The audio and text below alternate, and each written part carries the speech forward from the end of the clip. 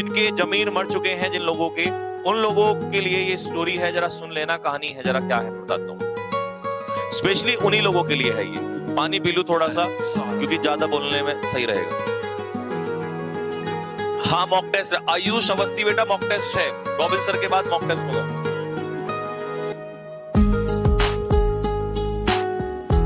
ये स्टोरी कहाँ मिलेगी बेटा? ये स्टोरी जब मैं सुना रहा हूँ तो तुम आंखों देखा हाथ सुनो, कहाँ मिलेगी? नहीं मिलेगी तुम लोगों को यार। मैं जो चीजें पढ़ रहा होता हूँ बहुत यूनिक पढ़ रहा हूँ, तो बहुत ठीक है, तो वो तुम्हें शेयर तो कर रहा हूँ। सुनो, स्टोरी सुन लो बस, अब बात नहीं करना, पहले मेरी बात सुन लो।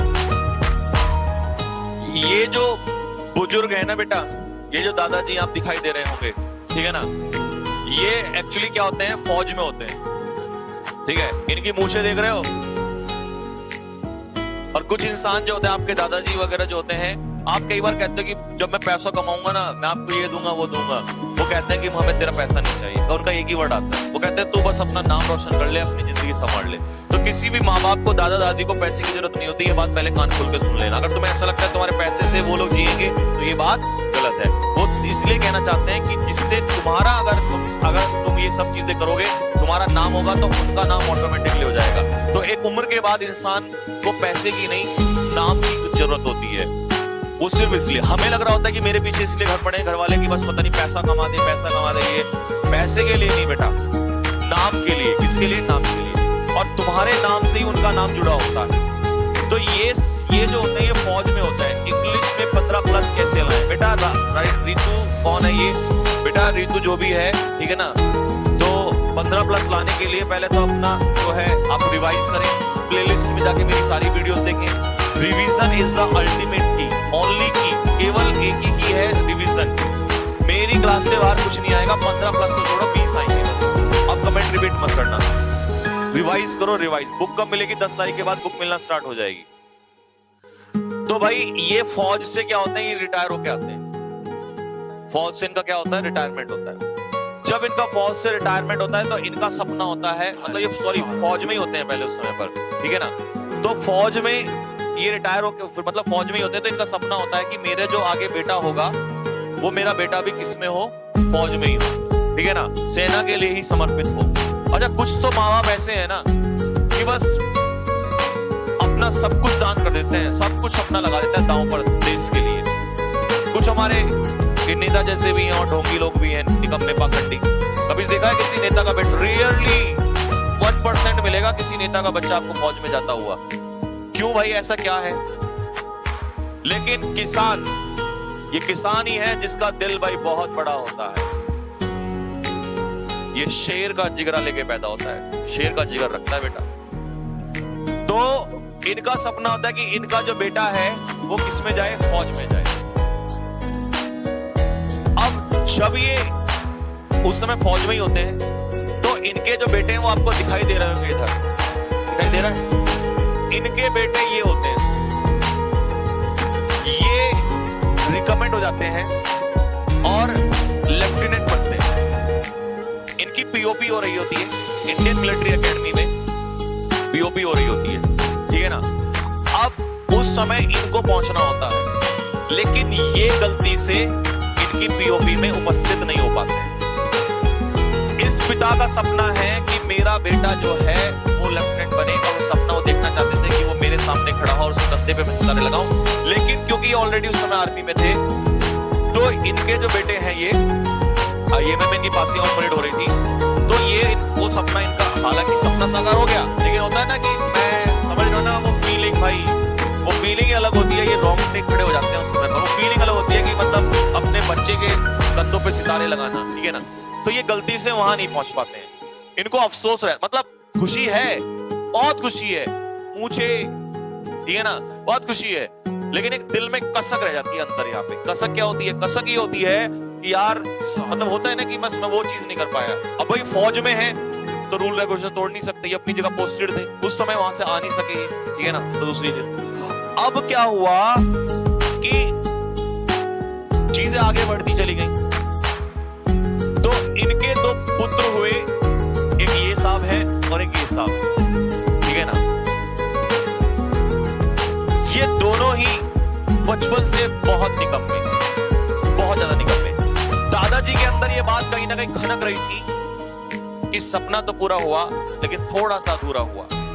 मतलब होती ना बात कि बस वो चाहिए था उनको कि वो कंधों पे सितारे, वो चाहिए था उनको। तो दादाजी ने अब अपनी, समझ रहे ना, एक सिपाही कभी भी हार नहीं मानता है। दादाजी ने अपनी नजर जो है वो इन नालायकों के ऊपर रख दी। अब ये भी फौज में है, लेकिन उन्होंने कहा नहीं, ये भी मेरे दोनों जो बच्चे हैं, मेरे पोते हैं, ये भी फौज में जाएंगे। लेकिन ये निकम्मे इतने थे कि इनका पढ़ने लिखने में कोई इंटरेस्ट नहीं। गली का ऐसा कोई कुत्ता नहीं था जिनको ये पीटते नहीं थे। गली का ऐसा कोई लड़के में, मोहल्ले में कोई ऐसा लड़का नहीं था जिसके साथ झगड़ा नहीं होता था। अब ये गांव में थे, ठीक है ना, उस गांव में खूब लड़ाई झगड़े होते थे। तो इनको टेंशन होने लगी कि मेरा जो सपना है वो तो पूरा नहीं होगा, ये तो पढ़ते ही नहीं है या भी से ऐसे हैं बचपन से, तो आगे क्या होगा। अब ये टेंशन में आने लगे। देख रहे हो, फैमिली में पैसे की कोई कमी नहीं है, नाम की कोई कमी नहीं है, सब कुछ है, लेकिन ये फिर भी ये होती है असली चीज। पैसा ये नहीं चाहिए। तो इनका सपना था वो ड्रीम पूरा करना। तो अब ये टेंशन में इसलिए आ गए क्योंकि पिता टेंशन में। भाई एक पिता अपने, समझ रहे हो ना, एक बेटा, ये भी तो एक बेटे ही है ना। तो ये इसलिए टेंशन में नहीं थे निकम्मे, ये इसलिए टेंशन में थे क्योंकि ये टेंशन में है। ये और ज्यादा परेशान रहने लगे। मैं वही तो कह रहा था, जब हम 18 साल के हो जाते हैं ना, या हम 10 साल 12 साल, तो हम ऐसा सोचते हैं कि हमसे बढ़ के इस दुनिया में कुछ भी नहीं है साहब, हमसे बढ़ के कुछ नहीं है। और ये जो है, ये मतलब इनकी हरकत, उसमें लिखी थी सारी चीजें कि इनकी ऐसी ऐसी हरकतें थी, गालियां देना, उल्टा सीधा बोलना। अब भाई ये जो है, इनकी खास बात बताऊं, ये इनकी खूब पिटाई करते थे, खूब पिटाई करते थे। लेकिन इन्हें ऐसा लगने लगा कि भाई इनके पिटाई का भी असर नहीं हो रहा है। ये बेचारे बहुत परेशान हो गए। और पिता भी पिटाई करते, लेकिन कर क्या पाते, कुछ हो नहीं रहा था। तो ये उस कोलू के बैल की तरह हो गए ये दोनों लड़के कि बस चलते जा रहे हैं, उन्हें कुछ नहीं पता। यार दोस्तों में ऐसे इन सब चीजों में, अय्याशी में लीन हो गए बिल्कुल। इनको कोई दिक्कत नहीं थी, इनको ये था कुछ ना कुछ तो कर लेंगे, जिंदगी संभाल लेंगे, अपनी जो होगा देखा जाएगा, मैं तो हुई। इनके जो इस दिल में वो तूफान जो उठ रहा था, वो बार बार उठता और वो शांत हो जाता। लेकिन साथियों, कहते हैं कि एक फौजी दीवाना होता है, पागल होता है, और उसी दीवानगी में वो जी रहा होता है। फौजी को लाखों करोड़ों रुपए नहीं चाहिए होते हैं। तो ये बहुत परेशान हो गए और समय बीतता गया, समय बीतता गया, समय बीतता चला गया।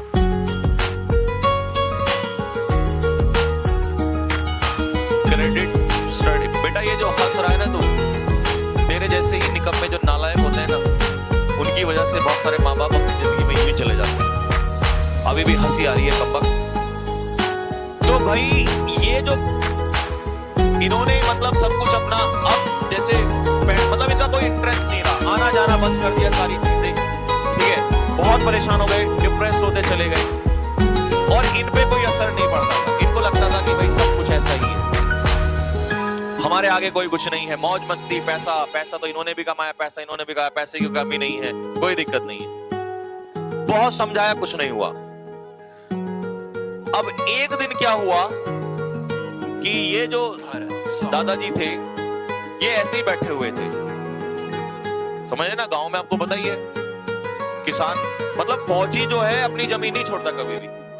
तो ये वापस वहीं गांव में वो बैठे हुए थे और अपने क्या कहते हैं, गाय भैंस जो होती है, जो जानवर होते हैं, के पास बैठे हुए थे ऐसे, और इनकी आंखों से आंसू टपक रहे थे। एक वो इंसान जिसका बेटा एक बड़ा अफसर हो, उसकी आंखों से आंसू टपक रहे थे। तो उनके पास में ही इनकी वाइफ, यानी कि इन लोगों की दादाजी और इनकी माताजी, वो वहीं पर खड़ी हुई थी, और उनको देखकर उनके आंसू निकल रहे थे।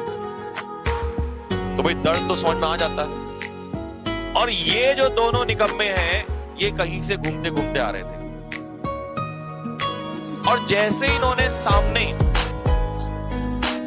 अभी सामने पहुंचे, इन्होंने देखा कि दादी जी जो हैं वो थोड़ा सा कहीं ना कहीं चेहरे से पता चल जाता है, तो इन्होंने इग्नोर कर दिया और ये आगे बढ़ गए।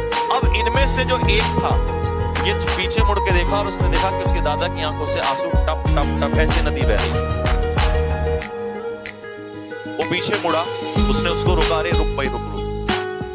पीछे मुड़ा और सामने गया और इनको लगा कि शायद आज दादाजी को कोई गालियां कुछ देके चला गया, कोई भी कुछ न कुछ हो गया। इन्होंने तुरंत दादाजी के सामने, होते ना, बताओ किसने क्या कहा, हम देख लेंगे, ये कर लेंगे, वो कर लेंगे, आग लगा देंगे, तबाही मचा देंगे। उन्होंने कहा कि हाँ आज किसी ने बहुत कुछ कहा। बोला बताओ कौन है, आग लगा देंगे, तबाही मचा देंगे।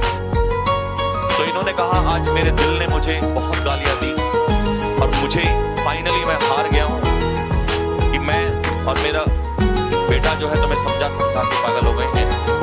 और फिर इन्होंने ये बात बताई कि मेरा एक सपना था, क्योंकि इन्होंने बोला कि भाई इन्होंने बोला कि सर आपके दादाजी आपने हमें पहले क्यों नहीं बताया कि बेटा आपको ऐसा लगता है सबको कि मैं पैसे के लिए, कि कमाई के लिए कर रहा हूं, कि तुम कमाओगे तो और हम अमीर हो जाएंगे। नहीं, मेरा ये सपना था, मेरा ड्रीम था। जैसे इन्होंने ये बात सुनी, इनके दिमाग पे चोट लग गई। पिता तो छोड़ो, उस पिता के भी पिता की आंखों में आंसू, और किस वजह से? सिर्फ हमारी वजह से। उनको दिमाग में वो चीजें टकरा गई, चोट लग गई। तो सब बात क्या थी? अब दो ही बातें थी कि या तो तुम हमारे लिए कुछ नहीं हो, अगर तुम कुछ नहीं हो तो साहब इसका मतलब डायरेक्टली प्रोपोर्शनल आप भी कुछ नहीं हो। लेकिन नहीं साथियों, ऐसा नहीं हुआ।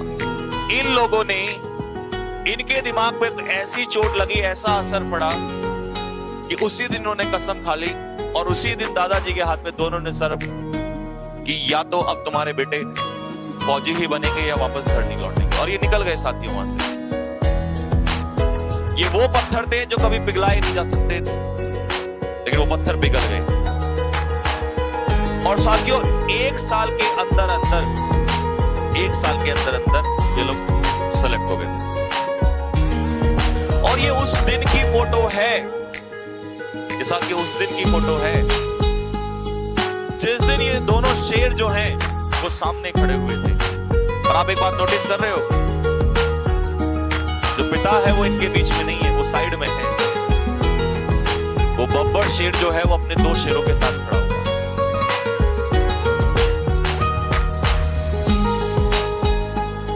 अब जिंदगी में चाहे कुछ भी हो जाए, लेकिन उसकी जिंदगी सक्सेसफुल हो चुकी है।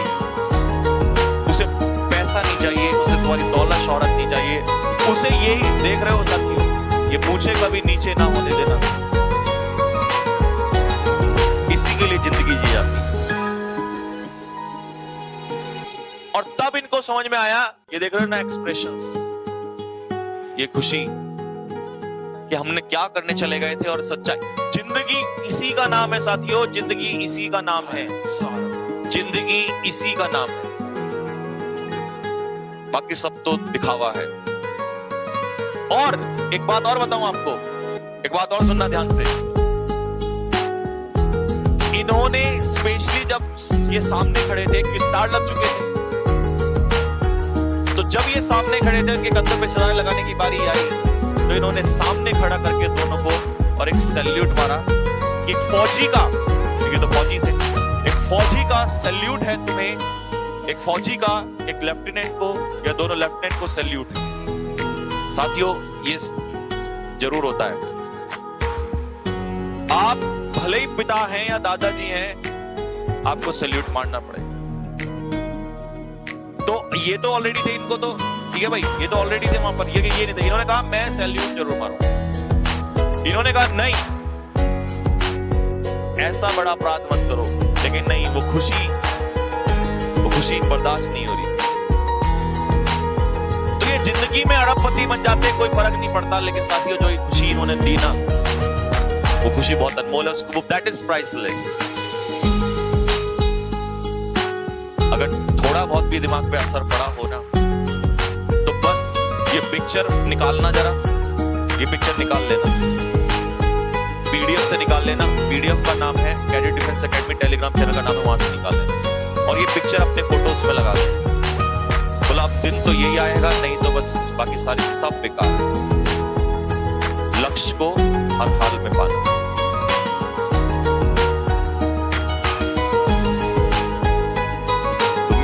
से सभी बच्चों को बहुत बहुत सारा प्यार।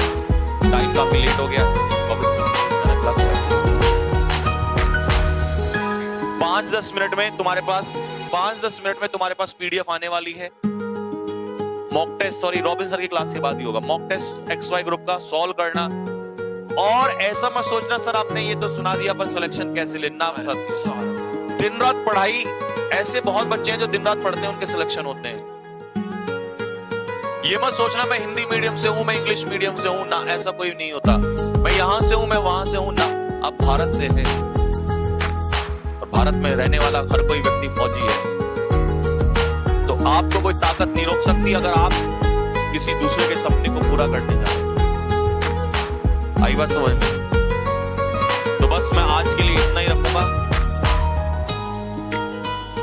है क्लास तो रॉबिन सर आने वाले हैं, क्लास होने वाली है भाई। टाइम थोड़ा मैं ले लिया, ठीक है ना। माय ग्रैंडफादर इज कर्नल, तो सोच लो अब जरा, if your grandfather is colonel then think of it guys, ठीक है ना बच्चे। चलिए तो बस इतना ही रखते हैं। सभी को मेरी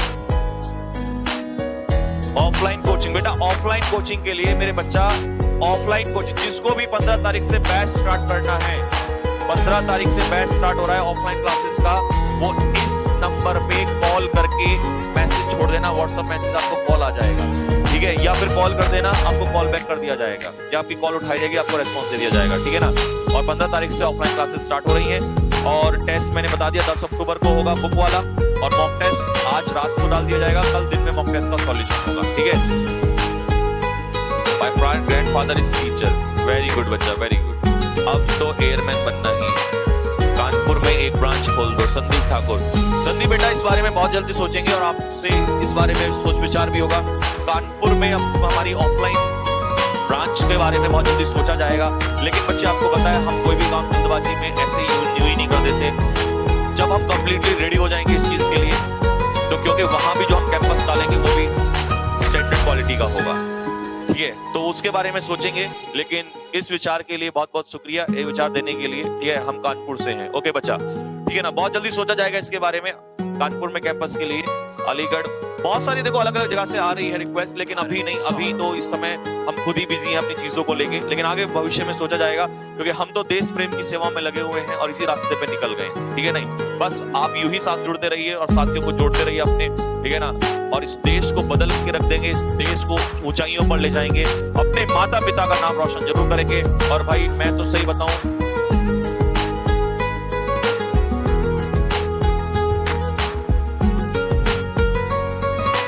अगर मैं तुम्हारी जगह होता ना तो अपनी जान की बाजी भी लगा देता इस चीज के लिए। आप इंसान हैं तो जरूर करेंगे ऐसा। मेरी आप सभी से हाथ जोड़ के गुजारिश है बच्चों, इससे बढ़ के कुछ भी नहीं हो सकता। और जिस दिन ये खेल होगा, तुम्हें कसम है ये पिक मेरे पास जरूर पहुंचा देनी। अगर मेरा कांटेक्ट नंबर कुछ भी ना हो तो यहीं आके मिल जाना। नहीं, और पासिंग आउट परेड तो कहां होगी, इंडियन मिलिट्री एकेडमी देहरादून, और देहरादून में तुम्हें मैं मिलूंगा। और वो भी ना कर पाओ तो मेरी फेसबुक पेज है संजीव ठाकुर के नाम से, फेसबुक पे डाल देना। मैं समझ जाऊंगा कि कुछ शेर जो है वो जाग गए थे, जो भेड़ियों बनने की तरफ जा रहे थे, उनका जमीर जाग गया था, और वो शेर जो है उन्होंने वो कर दिखाया जो मैंने सपना सोचा। साथियों मेरी एज नहीं है, नहीं तो मैं कुछ भी कर जाता इस चीज के लिए, ठीक है ना। तो चलिए बेटा आज इतना ही रखेंगे, बस क्लास स्टार्ट होने वाली है, ठीक है बच्चे। रॉबिन सर की स्टार्ट होने वाली है, उसके बाद मॉक टेस्ट डाल दिया जाएगा। तो मेरी तरफ से सभी बच्चों को बहुत बहुत सारा प्यार, बहुत बहुत सारी शुभकामनाएं, मेरा आशीर्वाद आप लोग के साथ है। और